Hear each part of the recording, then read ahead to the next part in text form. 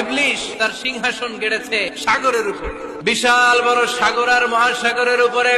প্রতিদিন সকালবেলায় শয়তানগুলোরে মানব রাজ্যে পাঠিয়ে দেয়, যা তোরা মানব রাজ্যে চলে যা, যে মানুষকে ওয়াসওয়াসা দে, ওয়াসওয়াসা দিয়ে খারাপ কাজ করা। সারাদিন খারাপ কাজ করার পরে কোন শয়তান এসে বলে আমি তো এমন মদের আড্ডাখানায় নিয়ে গেছি আল্লাহর বান্দাদেরকে, এগুলো নামাজই পড়ে নাই, খালি মদ খেয়েছে। আবার কিছু শয়তান এসে বলে আমি ক্যাসিনোতে নিয়ে গেছি, ওখানে খালি জুয়া খেলছে।